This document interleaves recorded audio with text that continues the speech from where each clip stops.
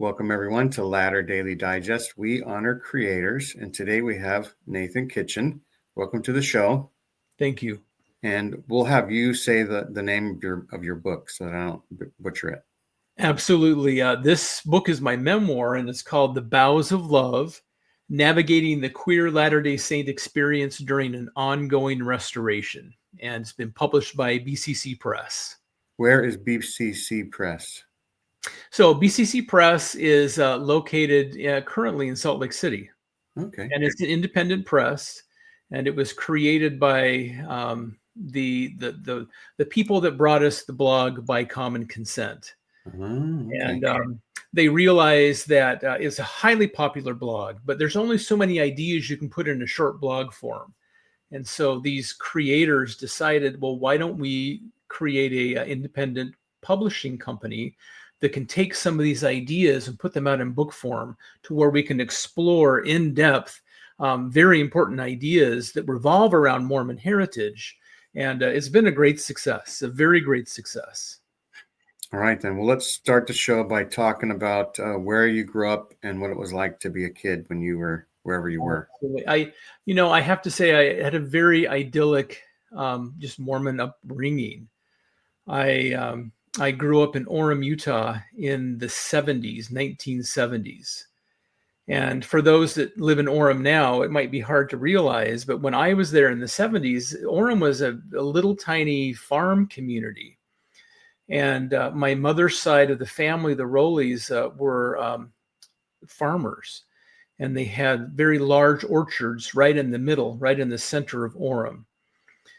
And my father, when he was a child, would go pick cherries in the Rowley orchards. And he got to know the oldest Rowley brother really well. And he actually married into the Rowley family. And when that happened, he went to this oldest brother and just asked if he could buy a piece of land that was parceled out from the edge of one of these cherry tree orchards. And they sold him a little piece of land, about a half acre of land, and a half share of water because Orem was irrigated still at that time. And he built the house underneath, he saved several cherry trees and built the house under some cherry trees that he saved. So I lived on the edge of what to me as a child seemed like just an endless, infinite orchard of cherry trees behind me. And I would spend my spring and summer days just lost out in the orchards. It was very idyllic, and eat cherries in the summer when they came in season, and Lots of cherry trees blossom every spring. Yeah, they do. They blossom every spring. By summer, they're ready to eat. And there's two crops of cherries. There's the sweet cherries, and then there's what's called the pie cherries, which are your sour cherries. So the sour cherries come off first, and then by then the sweet cherries are ready to come off. And so I eat just as many cherries as I could to spend my time up in the branches of these huge, huge trees. And my parents could not have children. And so I was adopted, actually. And I was adopted through LDS Social Services, but at the time it was called Relief Society Social Services. And that's back in the day when they would bring in a birth mother from out of state. They would live with the host family in the Salt Lake Valley or elsewhere. And you would, be pregnant with the host family away from your own community. Then you would have the child, you go back home like nothing had ever happened. And so I was born there in Murray at the church hospital at Cottonwood Hospital. And just a few days later, my parents got the call that, hey, we have a baby boy waiting for you. And so I was brought into this family. And so that's really the impetus of love of the title of my book, The Boughs of Love, because, I was sitting in these cherry trees and I felt this love. And I found my birth mother through 23andMe just a few years ago.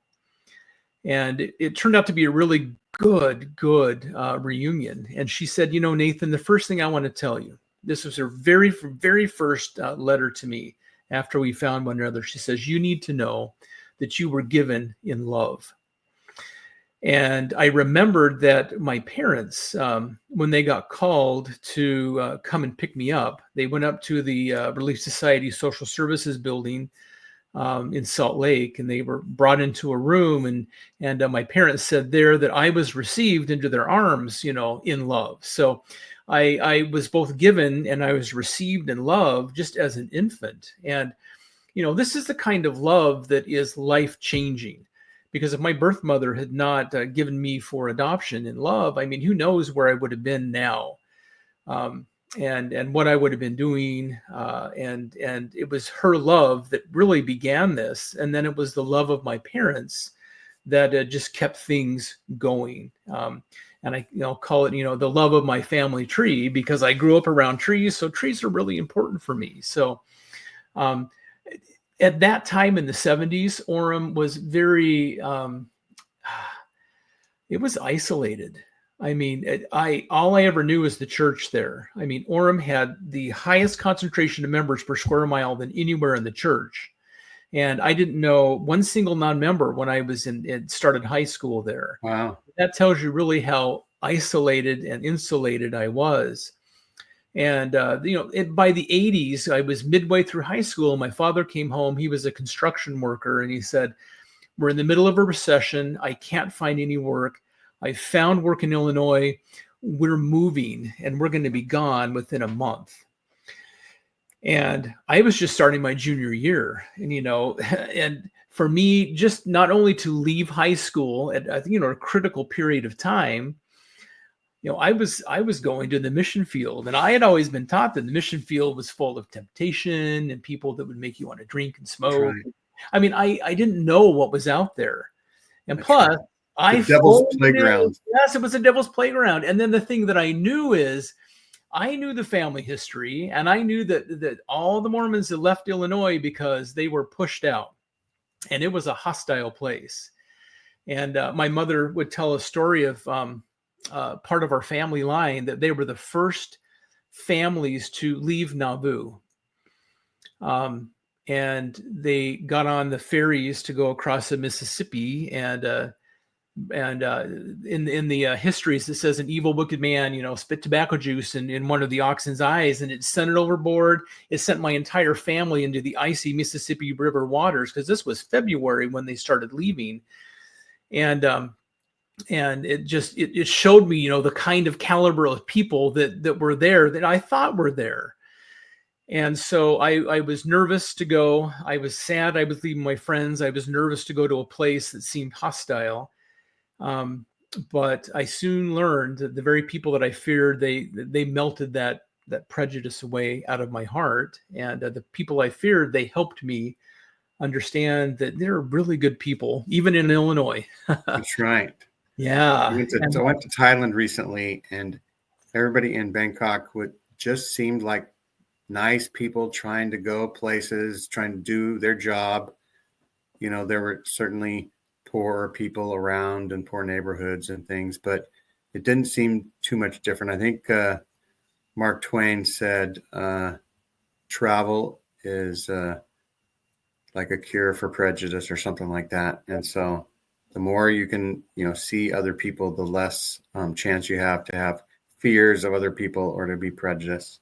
But tell us a little bit. So you went from being a deacon and teacher and having a class full of members, and then you're all of a sudden in a situation where you're a priest and you're maybe one of just a few in your high school who are LDS. Yeah, one of five. And the high school was like about 3,000 plus people. And I was one of five. One of those five was my sister. So, I mean, that tells you I went to being a majority to a very minority. So I was worried, to be the weird Mormon kid. And, but all of my friends that I made once they discovered what my values were, what my religion was, I mean, they made it very clear they weren't going to become Mormon. But they were very clear that they would help me be the very best Mormon I could be. And they actually helped me live my values. And to me, it was such a relief because I didn't have to live a double life. I could have a very busy social life with my friends, and then I could have a very rich religious life that I had, grown up, cradled in, Utah Valley when I was a kid. So it sounds like you would have friends who, if you were at a party where somebody that didn't know who you were, say, "Hey, do you want some beer?" That your friends would say, "No, he's Mormon. He doesn't drink." Absolutely. I did not expect that to be. I mean, I really thought everyone would just tempt you, and so it was a fascinating little turn in my brain to realize that people not of my faith were helping me live my faith. Right. And that's common. That's And really did you go from maybe not having very many leadership opportunities as a teacher and deacon to being all of a sudden the priest quorum first, what's it called, first assistant or whatever, because they didn't have any other priests? Yeah, I mean, there were like two other priests, so I think I was first assistant and the other one was second. It wasn't like the churn of, an Aaronic priesthood, deacons we had two quorums in Orem. Right. So you just flop positions with the person for a little while. Right. And so what was interesting you in high school back then? So I loved to sing, and so I had made my a cappella choir group at Orem High, and so part of me was sad. I'm leaving, and we get there, and we tried to register me for classes, and the counselor says, "Well, I just can't register for the main choir here because it's an audition only. So hopefully you can make it. Hopefully you can even still audition. Here's the phone number for the director." So I went in a little nervous and auditioned, and he had a space for me there, and actually had a space for me in the little, the show choir, the swing choir that they had. And that really was my dream. I mean, that was really exciting for me because I loved doing this. I was good at it. And that's where all my friends were too.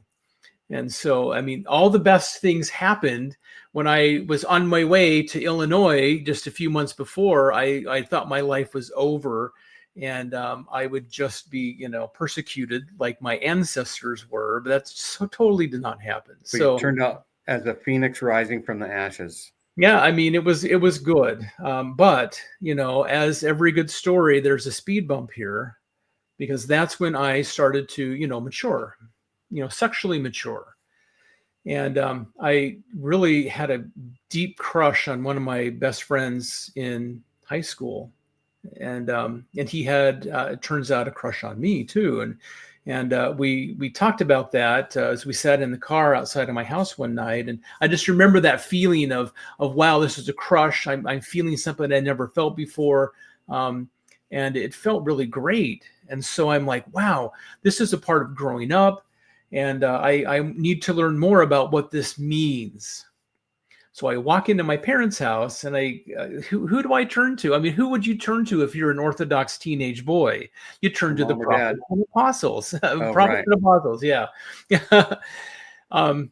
My mom and dad by that time, windows of heaven opened. 5 children came. They were able to have children after them, so they were very busy with a whole bunch of kids. So I went to the library, in my parents' library, looked around on the bookshelves, found the Miracle of Forgiveness. I thought, let me read this. This sounds good, because I love President Kimball. He was just a spunky prophet. Just seemed I loved his grit, his do it slogan. I opened it up and I read it. I came to the chapter on crimes against nature, which talked about homosexuality and how bad it was. And I realized, wow, I am a filthy homosexual. And that's when the shame from church leaders started just trickling down in my life. And I'm like, I don't know what to do.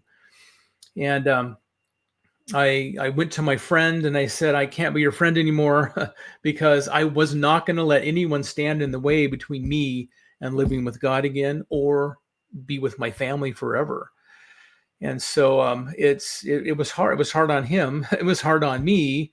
But I felt like Joseph, how can I do this great wickedness and sin against God? I mean, I hadn't done anything. It was just a silly crush, not a silly crush. I mean, it was a crush, but right there, I started configuring my life, believing what I had learned in the Miracle of Forgiveness. Right. And from there, And having these feelings was just your cross to bear. Yeah, It was your from challenge. all that I could read, all men have homosexual temptations because it's a temptation. You just deal with it and get married and have a great life. So I talked with my bishop about it. In fact, the first person I came out to was my bishop. And he said, it's, I don't want to hear any more about it. It's not a thing. You just go get married in the temple, go on a mission, and just, live a great life, be obedient, and it's going to all be okay. So Get a good wife, have a family, and you'll never look back. Yeah. I mean, this was what was happening in this generation of gay men in the 1980s. You were just told, especially when you're just coming out of the closet. I mean, this generation was told to just find a good woman, get married. Don't talk about it. Don't tell anyone about it. Don't even tell your future wife about it because it's not a thing. If you get married, you'll be better. You'll be straight, and you're going to live just the best life ever. Turn it off like a light switch. Yeah, when I saw the Book of Mormon for the first time, I really felt that musical number. I'm like, wow. But yeah, and so I'm a very Orthodox teen. I had my marching orders from my bishop, who, when you're 17, your bishop is the voice of God. I mean, I could not have, that was what I was to do, and so I did, and I was able to hang on very faithfully. I went on a mission to Alabama. Which was a great and eye-opening experience. I came home, I went to BYU, I got married in the temple, and then I started having kids, all because that was the life plan that the bishop laid out for me to do, which I learned later was really the life plan for kids in my generation. And so what was it like to date at BYU as a homosexual but had to, in a way, to check the boxes? Right. So what had happened is, I mean, it's hard to really talk about, identifying as homosexual, when you think back to the 1980s, because I would never consider myself a homosexual in the 80s when I was a kid or a young adult, nor gay. I mean, to me, it was just, it was something not even to think about or talk about. And so I was just, a straight man that things just weren't really clicking, but I was going to try my hardest and do my best. You were able to play the role. Yeah. Yeah. That's what you were asked. Put on a mask, play a role. And society had not come to the point to where it was safe to even give yourself the courtesy to consider that you may be gay. And so I, went along really well, for many years. But by the time I was, in my 40s, I was sitting in stake conference. I remember this day because Elder Scott came to our stake conference in Arizona.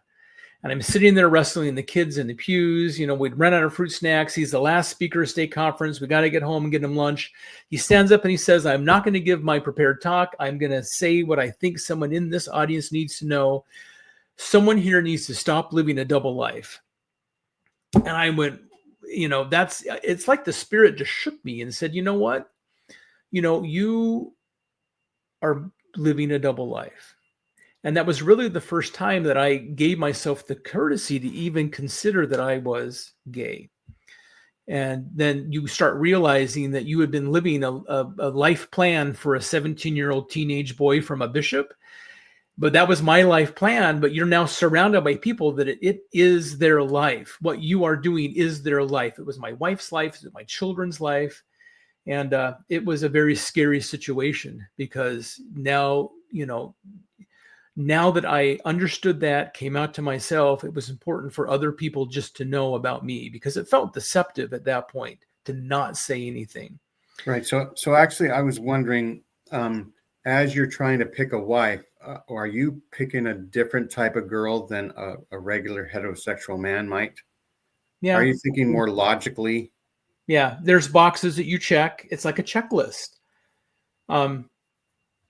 And I don't say this to denigrate, my former wife or just, women in general, but when you're a gay man who is closeted, deeply closeted, it's like you're at a shopping, market, and you're shopping for the things that check all the boxes. You're not really dating for love. At least I wasn't, because I didn't know what that was. I didn't understand what love really felt like in a marriage, like true love and true attraction, until I was dating and then married my husband, Matthew. And then I'm like, oh, this is what it's all about. Fireworks. This is what my friends were talking about, back in the day when they were dating. I finally get it, because you were thinking at BYU, this is a nice person. I'm dating this nice person. We're friends. Yeah. Let's get married. Yeah. Right. It's just like picking out your class schedule at BYU, picking the best classes. It's very rote procedure. And, it should have been your first clue. And, nowadays, I think we're more savvy as a queer community to where we understand earlier in life about the identity of being an LGBTQIA plus person. But I was in the dark. I mean, my only light in that was my bishop's interview. And after then, I didn't ever come out to anyone, for 20 plus years. And so it was just an interesting way to navigate through the 80s, the 90s, and the early 2000s. And how many children had you had by then? Yeah, 5. 5? Yeah. And how many boys and girls? So I had 1 daughter and there are 4 boys. Is the daughter the oldest? She's the second. She's the second oldest. Okay. Yeah. And so you're in Arizona by this time. Mm-hmm. And we didn't talk about your career, but you are a dentist. I'm a dentist. Yeah. So that's a lot of schooling. Yeah, that's a lot of schooling. Yeah. Where'd you go after BYU? So I went out to Illinois. I went back home to the dental school that was actually in my stake in Illinois, in Southern Illinois, and finished dental school there. Did a residency up at the University of Iowa Hospitals and Clinics, and then came right out to Arizona and began the practice. And Arizona is, basically Utah light. Yes. The East Valley. South. Yeah. And so it felt very familiar to me. But, I was the dentist to the Mormons. I mean, people would come to see me because I was a Mormon. In fact, I would lay people down in the chair to do an exam, but I'd always say, doctor, what's your calling in the church? Because to them, that is important to know. Right. And so I'm like, what year did you open your practice? It was like 2000. Okay. Yeah.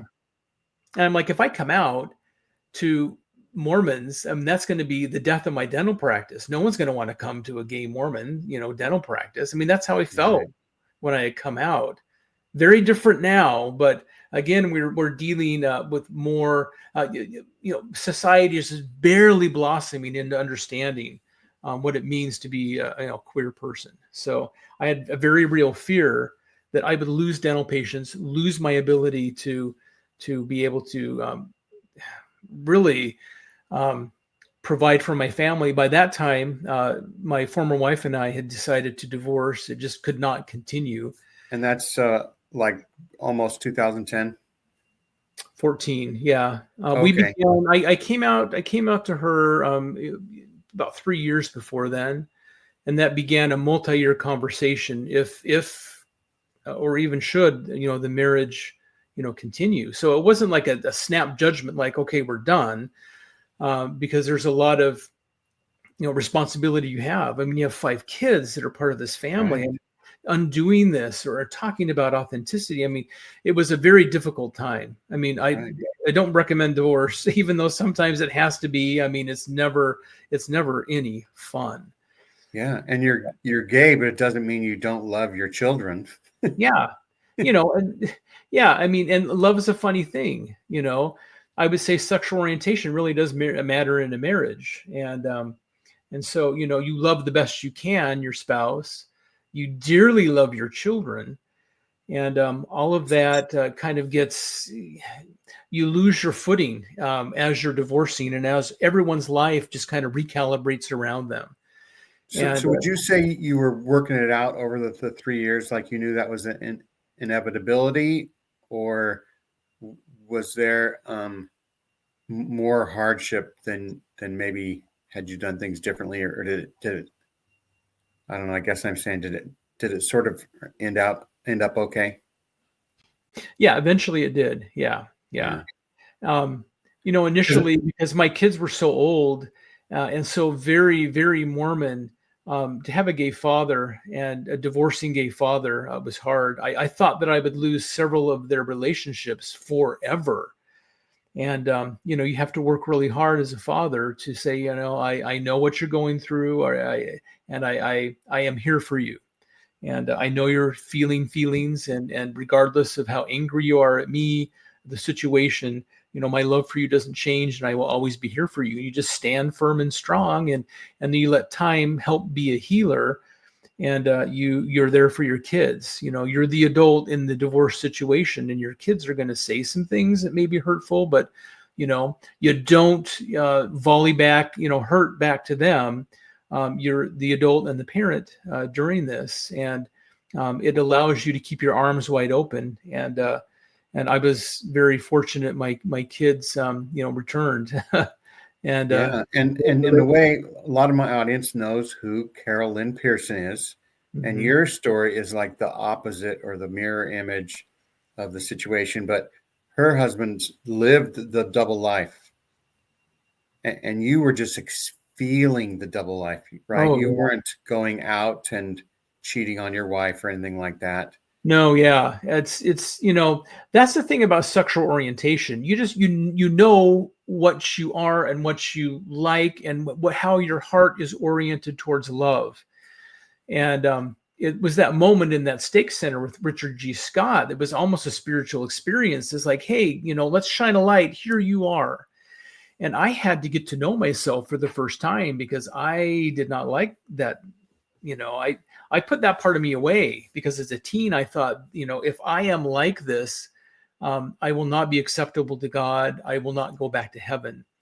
And plus, did you have hopes and expectations that if you served a worthy mission, if you got married in the temple, if you were a good father, that you would change? You would grow more and more celestial and more like God, and you would not have an attraction to men.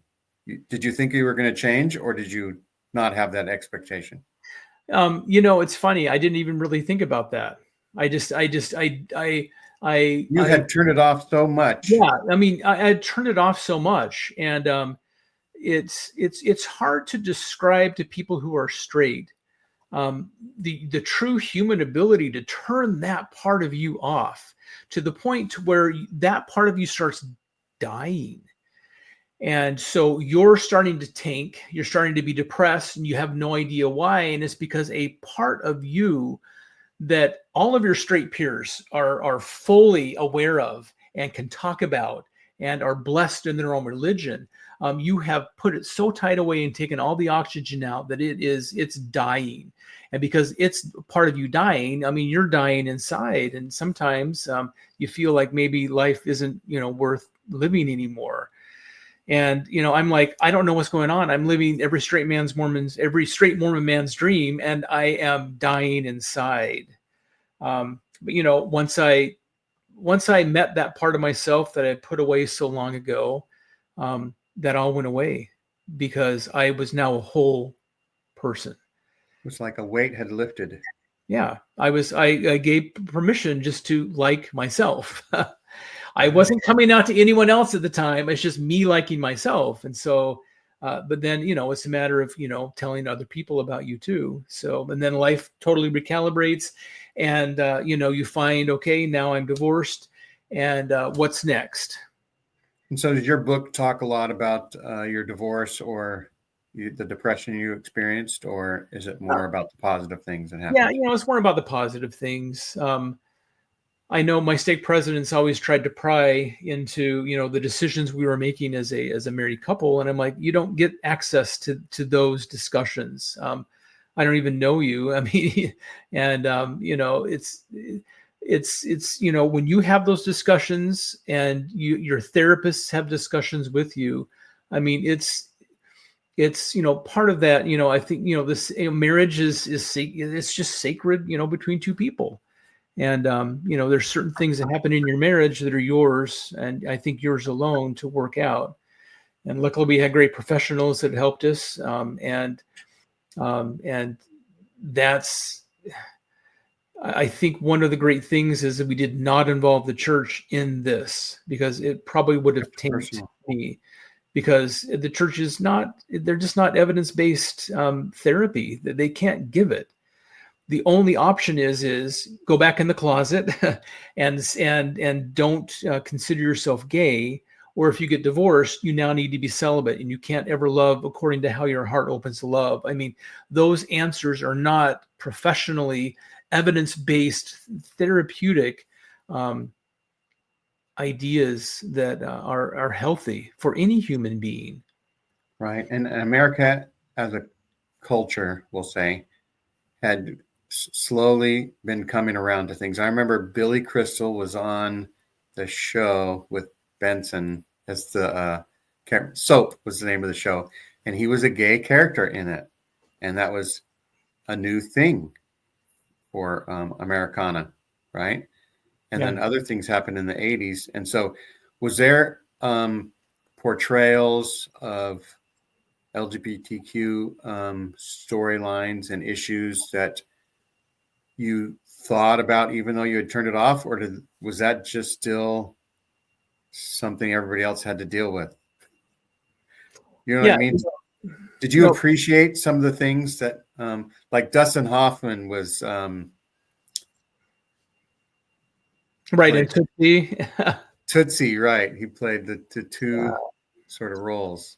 And, I mean, that was just something other people did. It's just it was very easy to stay isolated in the 80s and 90s because it wasn't really a thing yet. I mean, Ellen DeGeneres hadn't even come out yet. I mean, there wasn't any role models. I mean, today we have like Mama Dragons. There's a whole bunch of groups for queer kids to kind of understand and feel some support. I mean, there was none of that when I was. Yeah, and I was going to ask you, what, as you're making your decisions, as you're deciding it's time to divorce, are you starting to look for support groups or anything, or what? How did you navigate all that? Yeah, so I'm like a pilot in an airplane, and for me, there's 3 wheels that need to come down. 1, I needed to get my family stable, and by that I mean my extended family, my parents, brothers, and sisters. 2, I needed support of just friends. And 3, I really, really needed a community support from LGBTQ Mormons. And so I was on the search for those 3 things. And I felt once I have those 3 things and all those 3 wheels are on the ground, I'll consider myself landed after falling out of the closet for what seemed like years. And so I had to work for that. The first wheel I set down was with my parents and family and help working them, very Orthodox Mormons, through me, getting to know the new me, coming out and having very, very good relationships with my close friends. So now I had that wheel down. Because you have to tell everybody you're the same person that you always have been. Mm-hmm. Yeah. But you are just in the realization that you were living a double life, even though you weren't acting out, we'll say. It still was part of your experience and it was harming you. Was that part of how you explained it to people? That you were, it's just it was harming you? Be authentic. Mm-hmm. And, luckily I was doing this as, by this time Prop 8 had already happened. The idea of gay people and the plight of the gay person was front and center, not only in society's mind, but in the church's mind, because they were heavily involved in breaking apart families in California through Prop 8. And this meant Mormon families that had, gay kids. And so Mormons were starting to think about this more. And so, as I was coming out, I didn't have to do a lot of the groundwork because society was already kind of pre-doing it for me. So I felt very lucky. Unlike if I had tried to come out in the 80s to my parents, that probably would have not gone well. You might have been a lost boy. Well, yeah, a lost boy, really. I mean, there was a kid in our stake that came out about the same time I came out to my bishop. He came out to his parents, and he was kicked out of the house. And I really feared for my home life. But luckily, none of that happened because I didn't come out then. But, society had been doing the groundwork. By the time I came out, it was a little easier to come in and land, to get all three wheels on the ground. And that's when I found affirmation. And then I found I'm not the only gay Mormon out there. In fact, I'm not the only queer Mormon out there. There's a lot of other people like me and a lot of other experiences, even men who had been married to women. And it's happening all around the world. And what year did you find affirmation?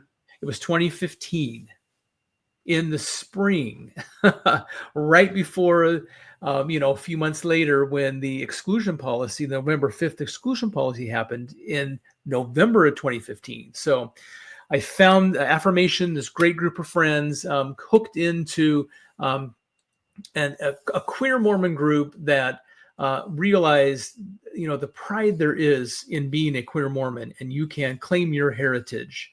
And so no matter what virtual it is, no, yeah, it's in person. So there were like meetups and things in the Gilbert, Arizona. My first meeting was I went out to Palmyra. They had a big conference in Palmyra, and was there. That's where I first met just queer people like me. And I said, I found my people. So they had a conference. So do you remember who the speakers were or anything? Yeah, we had the Bushmans come over. And that was exciting because I brought my book, Rough Stone Rolling, for Richard to sign. And a lot of the support that happens from those who are queer Mormons who are farther along on the road and can talk about experiences. And the thing I like about affirmation is they understand that they don't prescribe a path. It's, where you need to be safe and healthy for you, whether it's in the church, out of the church, it doesn't matter. We're here to help you feel stable enough that you can make decisions for yourself on where you want to stand that feel safe and healthy for you. Sounds like it's based on the mental health professional situation. Yeah, it's not like the old Evergreen where everyone's, being told that, you need to be in a mixed orientation marriage and or go to conversion therapy. Right. None of that. And so I really love that. And that's a hard jump to make because you're being told your whole life what to do when you're a Mormon. And then you go to affirmation and it's like, well, what do you want to do? And I'm like, well, I don't know. I've never had that opportunity to really make that decision. And they stood by me as I made some very hard decisions, in my life. And that was the last piece of the puzzle that helped me feel like I finally landed down, feel safe and healthy, and can go about life and not be fearful. So when you're going to Palmyra, I assume you had already done some discussions with people and stuff. Yeah, I was divorced by then, and that I was now looking for that, community. And so you go to Palmyra. So did you do Mormon things while you're there? Yeah. And so we had, workshops and conferences. You talk about queerness. I mean, that's the great thing about affirmation is you can talk about queer sexual health. And then the next session you talk about, Mormon history. It's like, affirmation understands that you're a whole being. And it helps you be that whole being without any kind of shame. And so we would have an afternoon where we all went out to the sacred grove, and I walked the sacred grove, and I just said a little prayer. I said, thank you for not leaving my soul in hell, God, and helping me find my people, helping me connect with my family, helping me feel stable. And it was just a very nice experience that I had that really spoke to my Mormon heritage. That was the language of me. And so I like that I could use that language to be very queer centric in who I was and where I was going. So how long and what was the process for you to go from just being somebody that went to an affirmation event to being one of the leaders?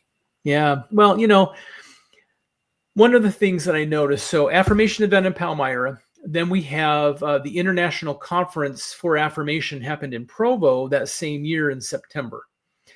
And by that time, I was the only really group that I could be a part of was the mixed orientation marriage group. Even though I was not in one, I had been in one. So I realized, along with a couple of other people like me, that there was something missing in affirmation, just the support of the queer parent. And so we helped create Fathers in Affirmation that could talk about parenting, queer parenting, in a Mormon heritage context. So you're like on a committee? Yeah, I was one of the hoc? co-founders. Yeah, I was one of the co-founders, and Affirmation Board approved it. It went live on November the 4th. Wow. One day later, the exclusion policy happened, and Gene, I'll tell you, it was the hand of God, because all hell broke loose on the 5th, and it was really hard on the fathers who were in affirmation. There was also another group, Mothers in Affirmation, same thing. And so it was a very helpful and necessary thing. None of us knew the exclusion policy was coming, but here we were. We have these groups in place, and it helped us for 3 years. So that must have been a shocking occurrence. Mm-hmm. It felt like the church disrespected my children and disrespected me, and was using my children, the love of my children, to prevent me to find the love of my life. Because obviously when you marry, you're an apostate. According to the exclusion policy, you will be excommunicated, which means your children are unsealed from you. And that to me was a grand spiritual violence, just on a huge, huge scale. I can see you coming after, gay men, gay women in the church, lesbians in the church, but why come after the children? Why punish the children?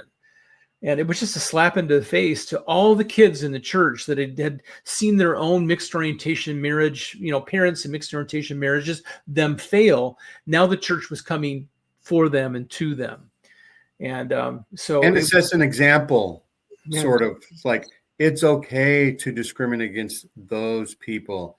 We can have rules specifically to help us, have a barrier between those type of people and us, and we can leverage the children to try to have them, what was it, they had to disavow their parents in order to be once they turned 18 to get baptized or anything like that. They treated the kids of gay married couples as if they were children of polygamists. It was the same exact hoops you had to jump through. You couldn't be baptized till you're 18. You couldn't advance in the priesthood. You couldn't go on a mission. You had to disavow queer marriage, and move out of your parents' house, and then you could, be blessed. I don't know if you still wanted to at 18 years old. So you were new to the group, and people had been in it for years, right? Decades. Mm-hmm. Yeah. That must have been you may think about like a slap in the face, but just like a total disrespect. That must have. So I know that thousands of people resigned. Is there exact numbers? Do you know? I don't know. And it's interesting. When you're a queer person in the church, it's hard to understand that you're the thing. You're the thing that causes, faith crises in members, and policies to happen that cause faith crises in members. It's not like, are we going to believe in the first vision or not? It's like, just because I am me, I am the thing that is causing this upheaval in the church right now. It's kind of a surreal position to be in as a queer Latter-day Saint, to realize that you are the focus of conference talks. You're the focus of policy. You're the focus of why people are leaving the church. It's almost an uncomfortable position to be in. And then you have to navigate that yourself as, you're not only the thing, but you have to navigate, well, am I going to be a part of this system or not? It'd be like the root of all evil is left-handed people, right? Like arbitrary in a way, mm-hmm. Right? And nobody had said anything about left-handed people, in the church that strongly before, except for Spencer W. Kimmel's book, right, or whatever. But people could still navigate through everything. But it was like an abandonment. Like I imagine people who left the church say, "Well, I didn't really leave the church left me, kind of a thing. Were there the next conferences focused on things like that, on discussing how to navigate through this thing and how to? Mm-hmm. Yeah, I mean, that's one great thing about what affirmation does is we change our support needs to what the community needs, and so it's we understand that people are where they're at because of maybe church actions, but it's not church centric. It's very queer centric, and it allows people to be where they want to be, and they're queer people are just like people. I mean, everyone's on a spiritual spectrum. And there are queer people who are very believing, some who are maybe progressive, some who have left the church. But it's because of our queerness and our shared Mormon heritage that brings us together. And we celebrate one another in being able to have the freedom finally, after millennia of being hidden, to make spiritual decisions for ourselves safely. And so that's what we celebrate is where do you want to stand and be? I mean, affirmation will support you if you want to be in the church. They'll support you if you are going to leave the church. But what they're doing is they're supporting you. They're supporting you as a queer person. And that kind of queer centricness to me is the very definition of being Christ centric, who is always looking after what he called the least of these. Or the others. I mean, that's where Jesus would be. And so when we focus on the sexual minorities, the gender minorities in the church, I don't know that you could be any more Christ-centric than when you are queer-centric. So how young was your youngest children in 2015? 11. 11. My son was getting ready to be a deacon, and he was already baptized, but now that's a choice. So what happens? Is he not allowed to become a deacon? Well, it's interesting. So we sat down and we read the policy, and he's like, "Why do they want to do this to us?" A week later, the church makes a clarification and said, "Oh, by the way, we're not going to punish all the gay kids or the children of gay parents. So if they're already in the stream of things, they can keep going." Like no grandfather longer clause. Yeah, exactly. So just 1 weekend, I mean, just the immense pushback the church had on the original policy. 1 weekend, they changed the policy to make it a little more palatable for the hundreds and hundreds and hundreds of children that were being unjustly penalized, who were already in the system. It's almost like the church forgot about these kids and when they made this. And so it didn't affect my kids one bit, but it still did affect the entire queer community and the Latter-day Saint community, because now we realize that the church was so afraid of gay marriage that they would come after the children. I mean, that's how fearful they were for their own religious freedom, that they would come after the children. Right. So you're divorced and you're in affirmation and you can date now. Yeah. You can date men. What was that like? Oh my gosh, dating scene is terrible. I hate it. I wouldn't recommend it. But Gene, I'd have to say that's what kept my wife and I together sometimes. It's just the thought that we'd have to be single adults and go through all that again. Being a missionary gave me all the tools I needed. Because you have with missionary zeal, like a nerd missionary. I went through the dating apps and you just go through it like you're a missionary. You had your finding pool, your teaching pool, and you finally get to the one. And I was very lucky. After a few years, I found the one. So you were kind of methodical in your approach to finding the one. Yeah, I mean, I could hear time was, ticking away. I was almost 50. Right. I didn't have a lot of time. But the one benefit is you're 50 and you kind of know yourself. I mean, I didn't know who I was when I was 21 and got married the first time. I had no idea. And are you comfortable with saying your husband's name? Yeah, Matthew Rivera. Matthew. And so what year did you meet Matthew? That would have been, we met on OkCupid in November of 2017. Okay.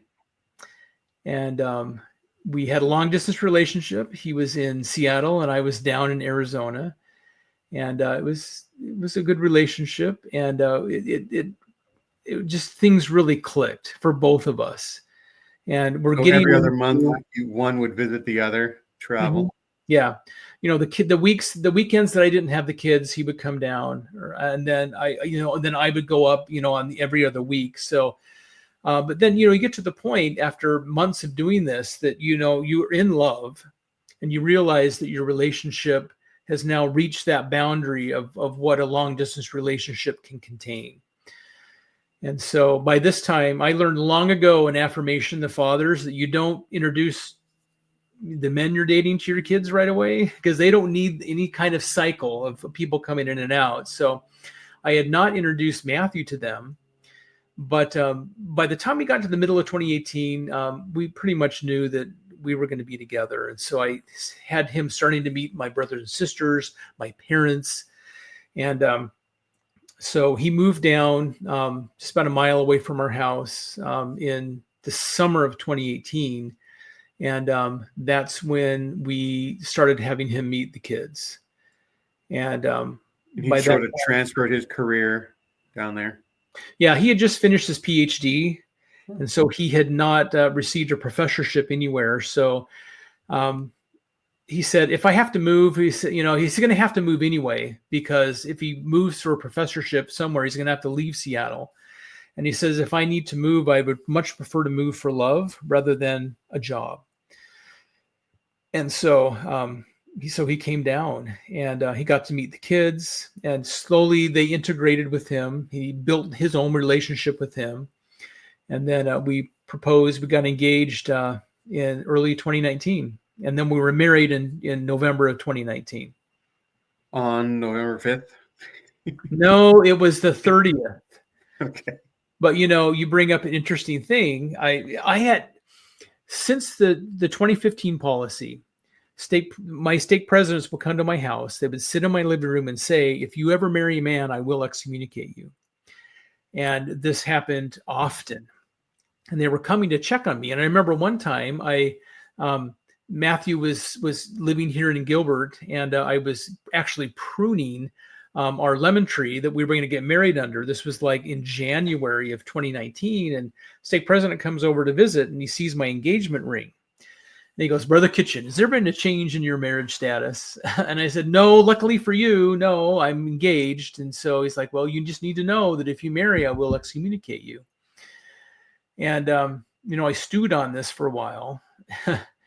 And, a couple months later, the exclusion policy was undone, but it was still in place. I mean, it still was in place, even though they undid it.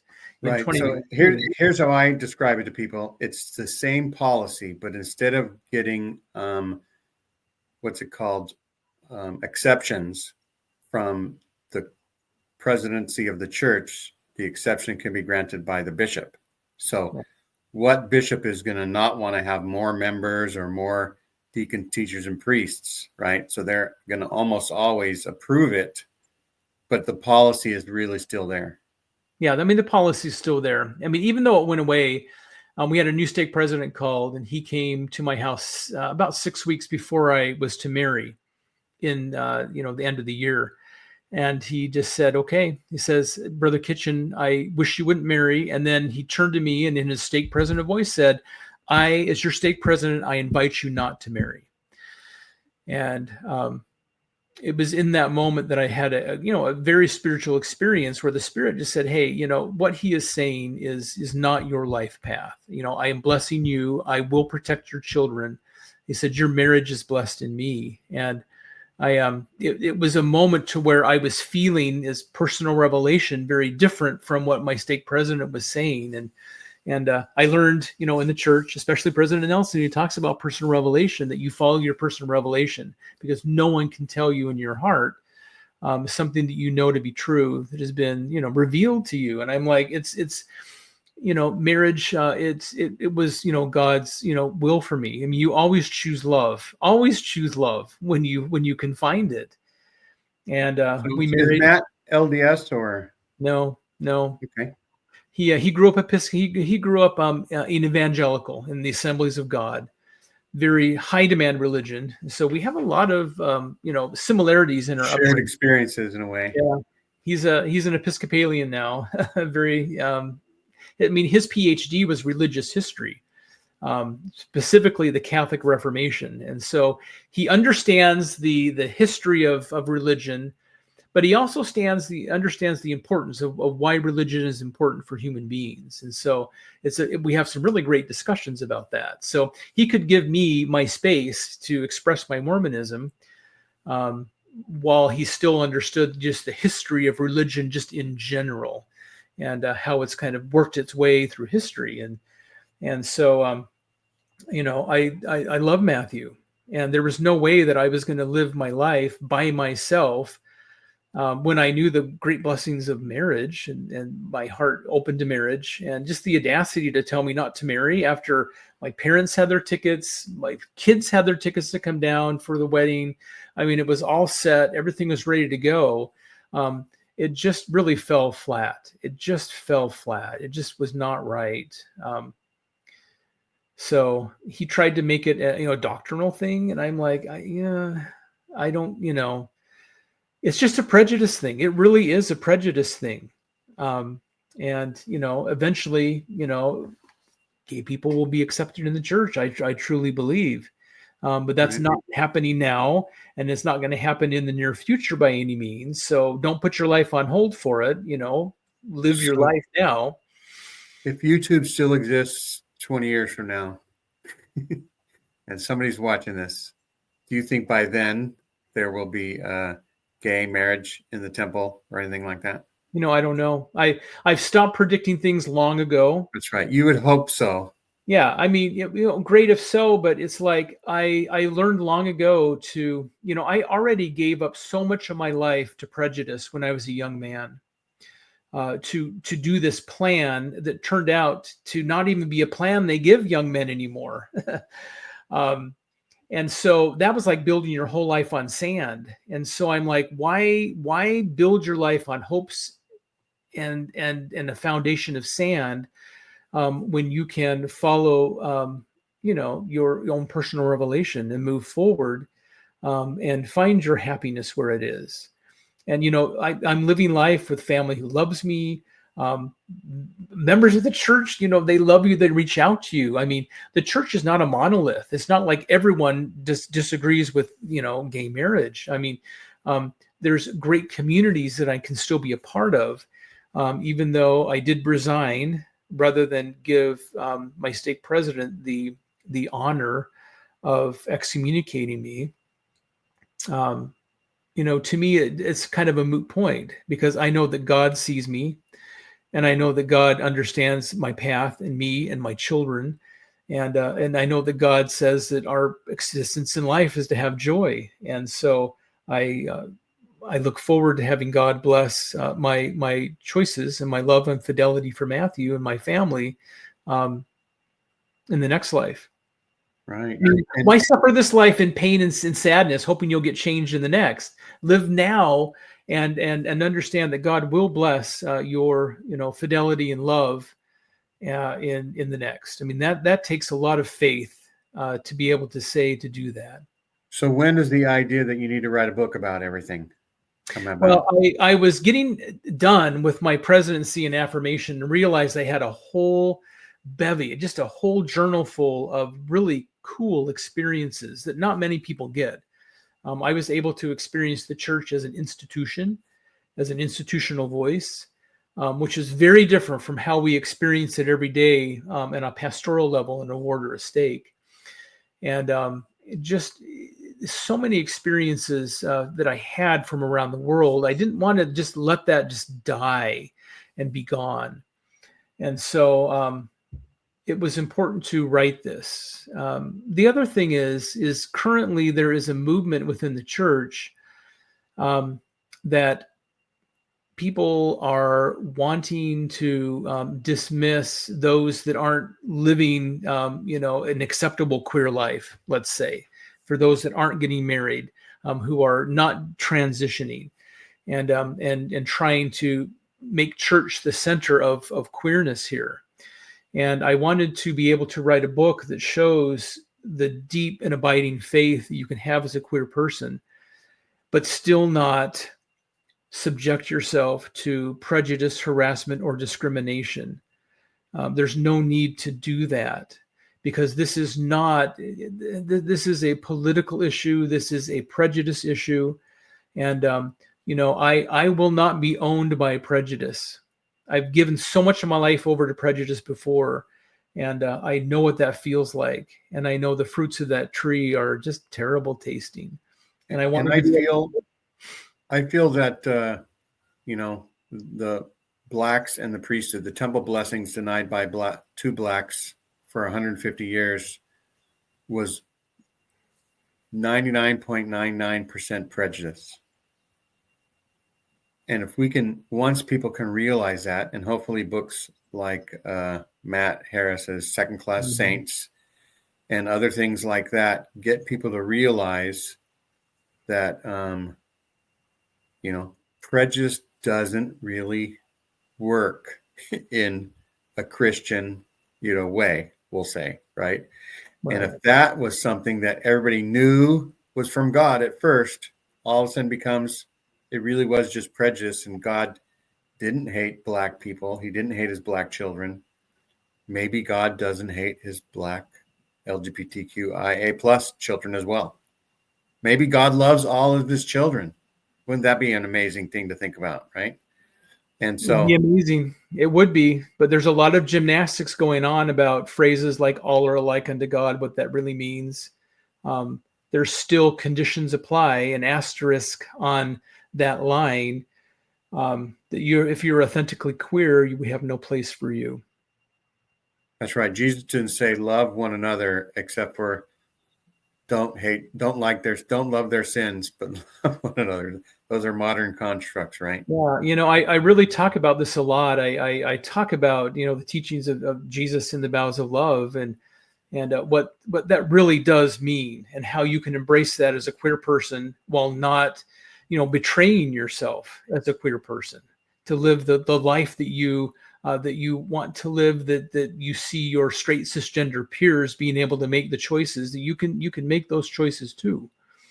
That's right. So I'll include in the description where you can go to get your book, where our viewers can go, and everybody who's watching, like, subscribe, and share, and do all those things. And thanks, Nathan, for coming on and talking about it. Thank you very much. Thank you.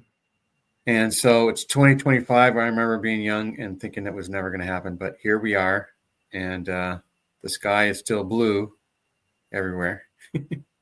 And, but things have changed since we were kids, and they will keep on changing, hopefully for the better. There's ebbs and flows, and time heals all wounds, but sometimes it seems like time's against you. But hopefully, things can progress and get better as we move through this period of time, we'll say. And everybody have a great rest of 2025. Bye-bye.